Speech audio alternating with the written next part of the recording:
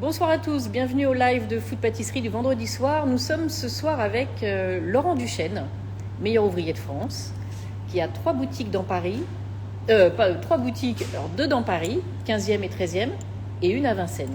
Bonsoir Laurent. Bonsoir, et bienvenue dans notre antre, dans notre atelier. Voilà, parce que là on est dans un atelier donc dans le 94 ? C'est ça, à Villejuif. À Villejuif, voilà, où tu fabriques toutes les merveilleuses choses qu'on retrouve dans tes boutiques, qui sont autant des viennoiseries, du pain. Du pain, des viennoiseries, de la pâtisserie bien entendu, et également du chocolat, Et du chocolat. Est fait plutôt par mon épouse, Voilà. Spécialiste du chocolat. Très talentueuse d'ailleurs. Alors ce soir, Laurent, nous sommes ensemble car tu vas nous livrer en direct la recette d'un magnifique pain d'épices. Oui. Pain d'épices de Noël. Pain d'épices de Noël. Alors en fait, on a changé notre idée du pain d'épices. Moi, j'aime beaucoup le pain d'épices, même si je ne suis pas alsacien ni des origines pour un rapport avec le pain d'épices. Voilà. On a voulu changer cette version de pain d'épices qui s'allie un petit peu avec nos autres cakes, qui sont plus des couches de biscuits avec intercalées avec soit de la ganache, soit du caramel, soit de la marmelade d'orange. Et c'est ce qu'on a voulu faire avec notre pain d'épices. Donc une succession de couches de biscuits de pain d'épices avec une ganache chocolat au lait aux épices. D'accord. Voilà. Et bien alors c'est parti. On commence par quoi pour Alors, on va commencer pour ce pain d'épices à faire bien sûr le biscuit pain d'épices que l'on va faire en plaques. D'accord. Voilà. Donc, alors pour ceux qui nous rejoignent, vous savez qu'on donne tous les ingrédients, tous les grammages en enregistrant le live. On t'écoute Laurent. Alors, dans un premier temps, dans cette recette de pain d'épices, on va chauffer dans une casserole notre miel avec la trimoline. La trimoline. Voilà, la trimoline. Ça se trouve facilement la trimoline ? Alors, la trimoline, on peut la remplacer par du glucose. Ça donne du moelleux en général au biscuit. C'est un sucre, c'est un édulcorant, qui a un pouvoir sucrant un peu plus élevé que le sucre. Un pouvoir sucrant de 125% par rapport au saccharose, au sucre normal. D'accord. Mais ça donne surtout une texture très moelleuse au biscuit. Voilà. D'accord. Alors il y a beaucoup d'Alsaciens qui nous suivent. Ah, alors on va faire attention de faire un bon pain d'épices. Alors, c'est pas une version classique, justement, ça tombe bien. Ouais, ça tombe bien. Alors, donc, tu fais chauffer à quelle température ? Donc, on va tout simplement faire bouillir. D'accord. Pourquoi on fait bouillir ? C'est parce qu'on veut infuser la badiane, l'anis étoilé, qui va être dans notre pain d'épices. Parce que on a une poudre qui s'appelle les 4 épices. Mais dans les 4 épices, il n'y a pas d'anis étoilé. Il faut savoir que quand vous achetez le 4 épices dans le commerce, c'est un mélange de clou de girofle, gingembre, muscade et cannelle. C'est ce qu'on appelle le 4 épices. Le 4 épices, d'accord. Mais il n'y a pas de badiane, d'anis étoilé. Donc c'est pour ça qu'on va mettre à infuser le miel et la trimoline avec l'anis étoilé. Donc là, tout simplement, on chauffe bien, une légère ébullition. Et donc là, il y a de l'anis étoilé. C'est de l'anis étoilé. Alors on l'a pesé dans la recette, on pèse tout, bien entendu. Ah oui, ça s'est complètement dissous là. C'est ça. En fait, le miel fond ça sent avec bon. la température. Ça va permettre d'infuser notre anis. Voilà. On va ajouter, dès que c'est bien fondu, on va ajouter le lait. Donc là, on ajoute le lait. C'est du lait entier, demi-écrémé ? Demi-écrémé. Demi-écrémé, C'est suffisant. Voilà, on va laisser bien chauffer. Il faut qu'il y ait une petite Une légère ébullition. Dès que vous voyez quelques petites bulles, voilà, tout simplement. Ça ne sert à rien de faire bouillir longtemps, on ne veut pas réduire. On veut tout simplement donner une légère ébullition. D'accord.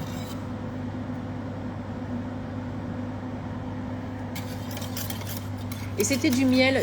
Quel miel on peut choisir ? Alors, là, on a pris un miel qui est un miel de romarin. J'aime beaucoup ce miel-là. On a aussi des miels d'acacia, qui restent assez neutres. Faut pas prendre un miel trop fort de châtaigne comme ou de chose châtaignier comme ça. par exemple. Voilà, un miel de châtaignier, c'est quelque chose de très puissant et c'est un peu trop fort pour le pain d'épices, à mon goût. D'accord. En tout cas. Donc acacia ou on travaille avec une maison qui est la maison du miel, donc on a des très bons miels. D'accord. Voilà. Donc là maintenant je vais ajouter mon anis étoilé pour la mettre à infuser en miel. Tu disais tout à l'heure, pardon, les gens demandent, si on n'a pas de trimoline, on peut la remplacer par quoi ? Par du glucose. Du glucose. Du glucose. Okay. Ça donne également c'est un texturant en fait, c'est du sucre hein, tout simplement, mais Oui, oui. ça donne surtout du moelleux. Alors on ajoute le lait froid, on ne l'a pas chauffé. D'accord. Voilà, donc on mélange bien tous ces ingrédients. Et là on va laisser infuser à couvert. Donc tout simplement on va filmer pour laisser infuser à peu près une vingtaine de minutes. On peut mettre juste un capot de... Oui, alors Enfin, un nous chapeau on a l'habitude de oui, mettre un vous film avez- parce que c'est ouais. bien hermétique. Hein, Ah, d'accord. mais on peut couvrir avec Oui, un juste, couvercle. avec un simplement, couvercle, oui. hein. D'accord. Voilà. Donc Donc là, on laisse infuser. On laisse infuser 20 minutes. Alors, nous, on va pas attendre 20 minutes, bien entendu. On a Oui. pris un petit peu d'avance. On a préparé la même quantité, le même appareil. Mhm. Donc, une fois qu'on a infusé 20 minutes, on va chinoiser pour D'accord. enlever l'anis étoilé. Oui. Donc, c'est ce que l'on a fait ici. Voilà. Et donc, on va... Et ensuite, on le fait refroidir? Non, on le fait pas besoin. refroidir. D'accord. Non, pas du tout. Hein. Nous, on l'a préparé à l'avance, donc il est froid, bien entendu. Donc, on va le remettre dans une casserole et on va le réchauffer. Voilà, on va le réchauffer. Alors, volontairement, on a pris une casserole beaucoup plus grande Oui. parce qu'il faut savoir que ça va pratiquement tripler de volume quand on va le chauffer. D'accord. Donc, il faut être assez prudent. Prévoyez bien une grande casserole. Oui, là, vous voyez, du Voilà. coup, ouais, il est bien au fond, il y a beaucoup de place. Exactement. Bah, c'est plus prudent parce que quand ça déborde, c'est jamais bon. D'accord. On va ajouter le 4 épices Alors, qui est là. Donc ça, on Voilà. trouve facilement dans le commerce, on l'a dit. avec le bicarbonate de soude, Ouais. le sucre, C'est du sucre quoi? sucre semoule. Sucre tout semoule simplement. blanc. Oui. Bon, évidemment, on peut mettre du sucre On roux, pourrait mettre du sucre etc. roux, mais de la faut adapter, cassonade. Mais ouais. pour le pain d'épices, on veut quand même un goût d'épices assez prononcé. Ah, donc faut pas que ça prenne on le veut pas un dessus. goût trop puissant de Ouais. sucre cassonade ou D'accord. sucre roux. Voilà. Et on va ajouter les petits cubes de beurre. Donc le beurre, on l'a coupé en cubes. Oui. Voilà. Et donc tous ces ingrédients, on va pouvoir les chauffer à 90 degrés. Donc 90 degrés, ça veut dire que c'est une légère ébullition. Ça commence légèrement à bouillir. D'accord. D'accord? Ok. Donc là, on va aller par contre sur mon On va gaz. sur le là. feu. Je vais passer la grosse marmite de lait. On est en train de faire Oula. les flancs en même temps. Alors, vous voyez, Ah, on prépare les flancs. on prépare les flancs pour demain matin. Donc, Ah, quelqu'un demande si à la place du sucre blanc, on peut mettre de la vergeoise brune.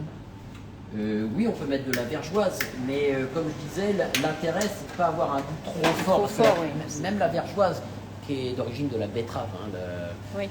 la canne à sucre, c'est la cassonade, et la vergeoise, l'origine, c'est plutôt la betterave. Donc, on n'a pas envie de ce goût trop prononcé. D'accord. Donc là, on met sur le feu. Voilà, on met sur le feu et on va chauffer à 90 degrés.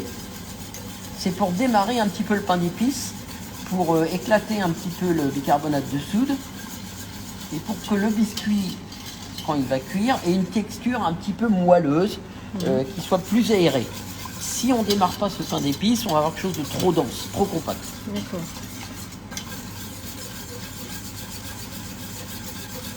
Il y en a qui veulent voir les flancs. Ah bah oui, mais là, les flancs, ça serait une autre recette, hein, Voilà. la prochaine fois. hein. La prochaine fois.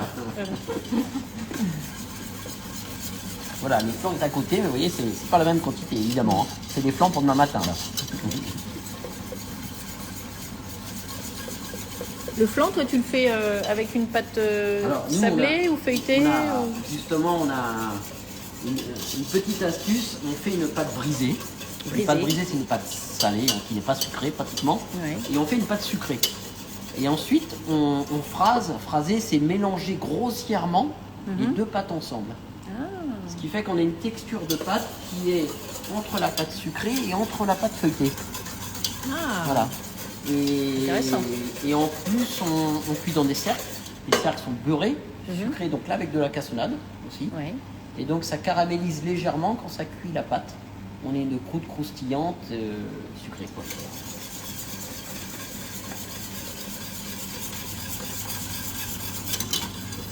Voilà. Et là, ça fond bien, oui. Là ça fond bien, ça va commencer à... Vous voyez, ça épaissit un petit peu.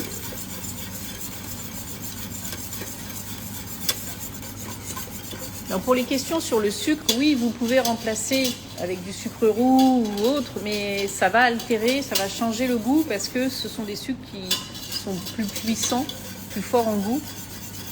Voilà, ce que l'on veut, c'est le goût des épices, le goût de l'orange qu'on va rajouter ensuite oui. avec du Grand Marnier, avec de la marmelade d'orange. Donc c'est ce goût-là que l'on veut. Hein.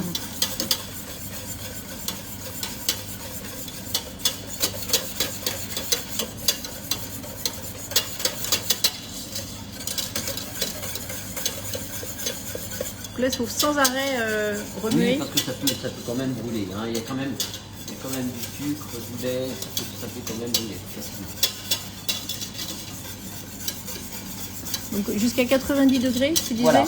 Donc là, 90 degrés, c'est une légère ébullition. Hein. Le point d'ébullition, il est à peu près à 90 degrés. Hein.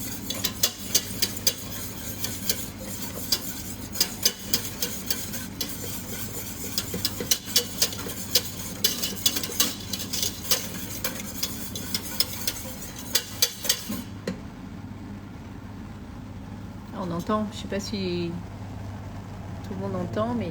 Voilà, ça va commencer à bouillonner.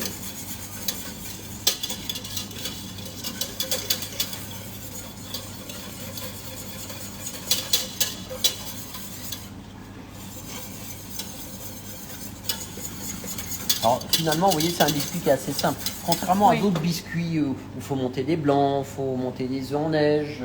Là, c'est un biscuit qui est facile à réaliser, qui ne demande pas spécialement d'équipement de batteur ou de mélangeur ou de fouetter pendant longtemps. C'est tout simplement un mélange. Hein. La seule technique, c'est de chauffer un petit peu. Et ça s'épaissit là. Voilà, là ça commence à épaissir.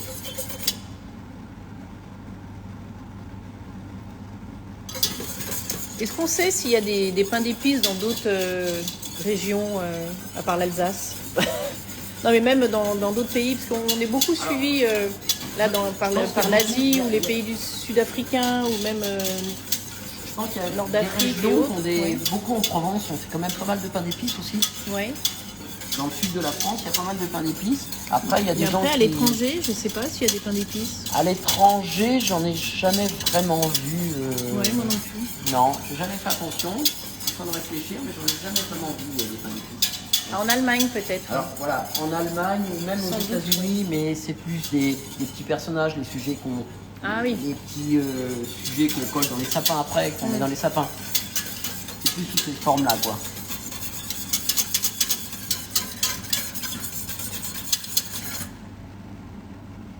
Voilà, hop, légère ébullition, on va tout enlever. On retire. Je serai allé où le flanc, hein, Bah oui. faut qu'on le dépose un matin quand même. Si le chef... Hein, sinon je vais le faire houspiller. Voilà. la crème du flan. Voilà. Alors, on revient... Voilà, donc on va revenir à notre pain d'épices. Ah, quelqu'un, c'est Jules Chamallow qui nous dit que le pain d'épices vient même de Chine. Ah, c'est intéressant. C'est un pain au miel à la base. Merci pour cette info.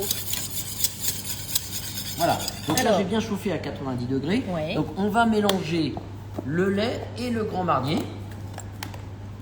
Parce qu'il y a un petit peu de Grand Marnier. Alors évidemment, voilà. Est-ce qu'on est obligé d'en mettre du Grand Marnier? Alors, ça partout. Hein. Voilà, nous on adore, mais on sait qu'il y a des gens qui n'aiment pas, donc c'est pas obligatoire. Sans alcool, c'est pas obligatoire, effectivement. Mais là pareil, c'est du lait... c'est du lait demi-écrémé. Demi-écrémé avec du Grand Marnier. C'est okay. ça. Là ensuite, on va ajouter la farine, c'est une farine complète. D'accord. Qui était tamisée avec le baking. D'accord. Toujours très important de tamiser les farines. Oui, c'est important, oui. Enfin, surtout qu'on ajoute le baking, parce que le baking, c'est quelque chose qui souffle pas toujours très bien.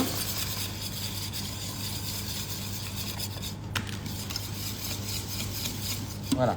Donc là, tout simplement, ça va nous faire une pâte. Hein. On commence déjà à avoir la... Est-ce qu'on pourrait mettre du rhum à la place du Grand Marnier? Oui, sauf que là, pour un pain d'épices, ça fait... ça va faire bizarre. Pas, ça, oui. Le Grand Marnier se marie très bien, évidemment, avec l'orange, parce que le Grand Marnier est à base d'orange. Oui.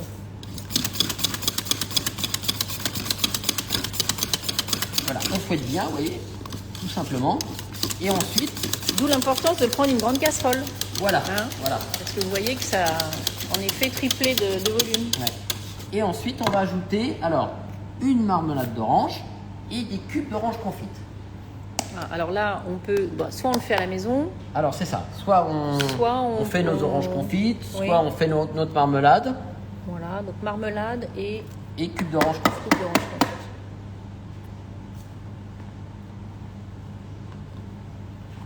Voilà.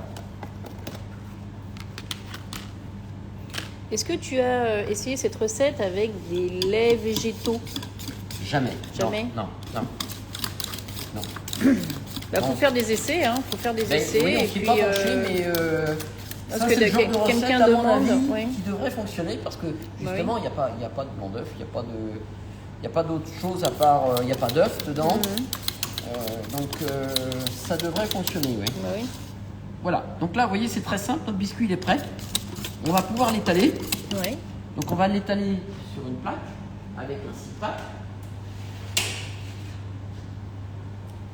Voilà, je vais m'assurer que mon four il soit bien chaud. On a besoin d'un four à 180 degrés. Hein, donc thermostat 8, un four ménager. Hein. D'accord. On le fait chauffer à l'avance? Voilà, je l'avais mis à chauffer. Là, je vais D'accord. le ramener.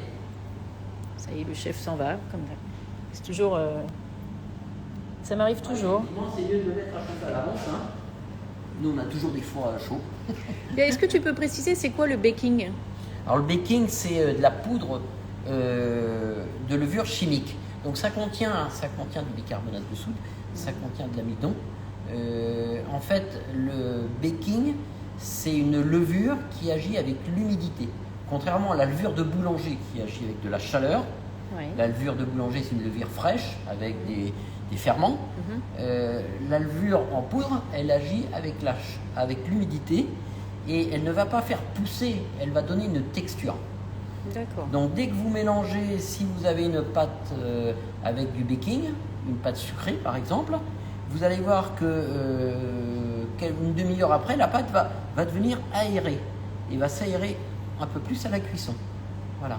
Mais on l'utilise pour des biscuits, on l'utilise pour des pâtes, mais on n'utilise pas pour de la viennoiserie ou des pâtes fraîches ou du pain. Oui. Hein, c'est la levure boulangère.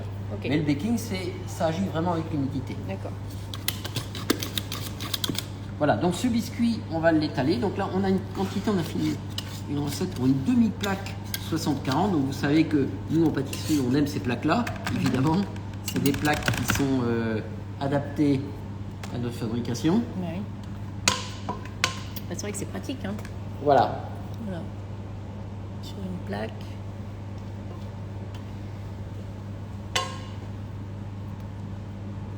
Voilà, donc là, on va étaler, répartir le biscuit bien régulièrement un petit peu partout.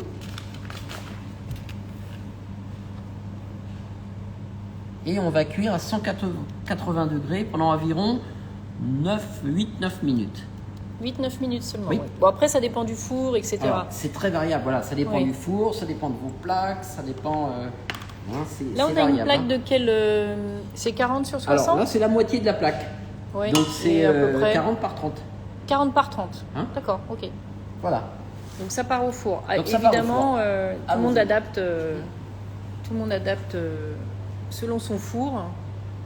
Et c'est chaleur tournante ou chaleur tournante, d'accord. Donc chaleur tournante, 9 minutes. Pour ceux qui nous rejoignent, nous sommes en direct ce soir avec Laurent Duchesne, meilleur ouvrier de France à Paris, qui réalise pour nous une superbe recette de pain d'épices pour Noël. Je vais le goûter quand même. C'est parti dans le four. Très bon. Alors, ce biscuit, une fois qu'il est cuit, il faut tout de suite le débarrasser et le mettre sur grille. Parce qu'évidemment, comme tous les biscuits qui sont un peu fins sur plaque, si on est sur la plaque chaude, ça continue à cuire et ça risque de sécher. Ah, d'accord. D'accord. Donc par contre, on veut quand même une chose de moelleux. Donc dès qu'il va être cuit, on va le couvrir. Alors nous, avec un film plastique, on peut mettre un plastique dessus, un torchon, pour qu'il garde l'humidité. Hein. Quand il va revenir en température, va y avoir de la vapeur qui va vouloir sortir du biscuit en refroidissant. Et on veut que cette vapeur reste à l'intérieur pour garder le biscuit moelleux. D'accord. Voilà, donc on va mettre un plastique ou un torchon dessus pour garder l'humidité. D'accord. Voilà. Okay. Par contre, ce qu'il ne faut pas faire, c'est empiler votre biscuit, couper des épaisseurs, les empiler parce qu'après ça reste collé. Ça va s'écraser et ça va coller. Et puis ça va coller. Et ça va coller. D'accord. Ok. Voilà. Donc au bout de 8-9 minutes, on le sort. On le sort. On enlève de la grille et on le laisse reposer avec un film ou un linge. Voilà. Donc maintenant, on va faire notre ganache. Donc, vous savez. Et en revanche, la pâte, on la laisse à température ambiante en attendant. Ah oui, tout à fait. On ne met pas au froid. Hein. Ouais. Alors les ganaches. Alors la ganache. La ganache, donc vous savez que la ganache c'est un mélange de crème et de chocolat. Sauf que là, bien entendu, on va faire une ganache à base de pain d'épices. D'accord. Alors bien sûr, ça c'est un peu la petite touche justement de tes pains d'épices. Hein. Voilà. Normalement, un pain d'épices classique n'a pas de ganache. Exactement. On part un petit peu sur cette idée-là. C'est un peu le lien avec tous nos autres cakes, à part le cake classique aux fruits, parce que j'aime beaucoup le cake aux fruits classique avec le rhum. Ça, on n'a pas voulu le changer du tout. Et par contre, nos autres cakes, que ce soit vanille, que ce soit chocolat, c'est des couches de biscuits à cake garnies avec des ganaches, du caramel en couches successives. Donc, on a pris cette même idée pour le pain d'épices. Voilà. Donc là, on va faire bouillir la crème. Donc crème à 35%. Crème à 35%. Crème, ce qu'on appelle une fleurette, crème liquide à 35%.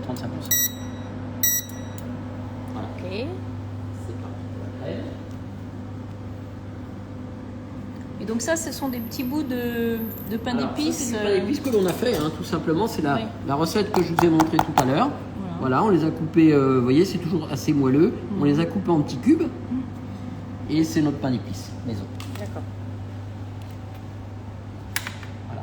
Donc là, on l'a coupé en petits cubes. On va ajouter le miel et le pain d'épices quand la crème sera bien chaude. Il faut qu'elle soit à ébullition, la À crème. ébullition, oui. On donne un bon bouillon à cette crème. Et dès qu'elle a bien bouilli, on ajoute le miel et le pain d'épices en cubes. Et là, même chose, ensuite on va couvrir, on va laisser infuser 20 minutes. D'accord. Pour que, évidemment, ça s'imprègne, la crème imbibe tout le pain d'épices, prenne le goût, le miel également.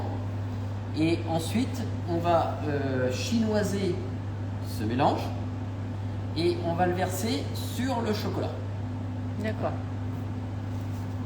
Ok. Donc le chocolat, par contre, il faut le décristalliser, c'est-à-dire qu'il faut le faire fondre. Alors, soit au micro-ondes, soit au bain-marie, mais il faut faire fondre votre chocolat. C'est quoi comme type de chocolat? Alors là, c'est un chocolat assez fort en goût. Il s'appelle un Guayaquil, ça fait 64% de chocolat, Oui. pas de cacao. Oui. Donc un goût assez puissant quand même en chocolat. D'accord. Voilà. Mais pas obligatoirement un chocolat ce qu'on appelle de couverture avec beaucoup de beurre de cacao. On veut tout simplement un chocolat assez puissant. Donc ça peut être un chocolat à pâtisser, un chocolat que vous achetez dans le commerce, mais assez fort en pâte de cacao. D'accord. Donc moi je vais aller chercher mon chocolat qui est déjà fondu. Ok.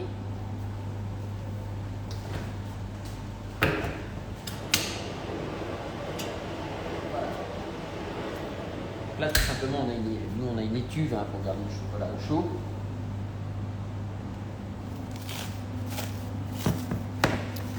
Il y a quelqu'un qui dit un petit bonjour à Julien et Robin. Et bon courage à toute l'équipe de la pâtisserie du Chêne.